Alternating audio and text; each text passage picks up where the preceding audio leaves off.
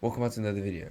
Today I'll be talking about the things you shouldn't do as a beginner, because I'm a beginner and I'm starting to realize the mistakes I may be making. First of all, don't learn advanced tech and mechanics before you learn the fundamentals. Now, by fundamentals, I don't just mean moving around, jumping, attacking, etc.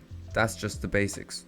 When I say fundamentals, in any game, it means utilizing all the basics together to create your gameplay. For example, in Storm 4, we have something called cancelling. This is when you can cancel an action with another. That's a form of fundamentals, using different basic techniques to create a new one. When you see the top players doing some flashy tech and styling, you want to try it out yourself. Well, of course we all do, we all want to be good. However, what's the point of doing it to a stationary bot when you don't have the fundamentals to actually perform it in a real situation? So ignore the advanced tech, focus on improving your basics, your fundamentals. There are plenty of fundamental guides in the Storm 4 community, which I will be linking a few in the description below.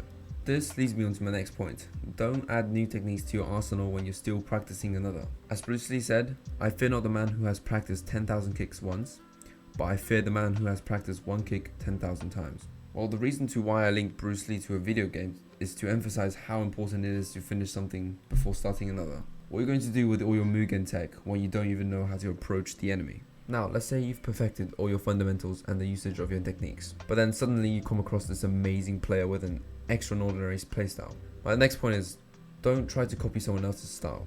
Firstly, everyone's different, you have your own ways of doing things, other people have theirs. So if you go out your way just to be like them, most likely it will somewhat also go against your nature. Secondly, you've practiced your fundamentals, your techniques, meaning you have somewhat developed your own playstyle.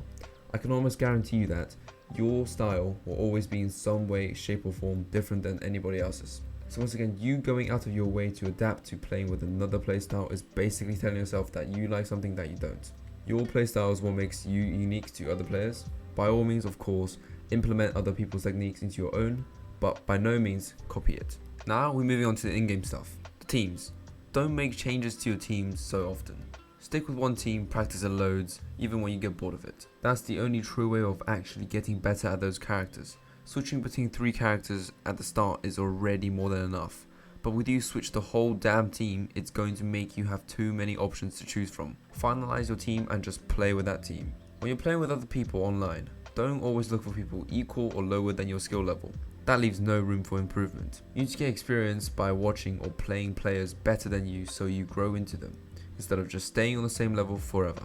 Challenge yourself. When you lose, don't become demotivated or lose your confidence. Think about what you did well and what you could have done better. Self-reflection is important. Then just bounce back into the next game, trying to eliminate as many mistakes as you can. Then you just keep going until you can play comfortably with only a few mishaps here and there, because we do be human.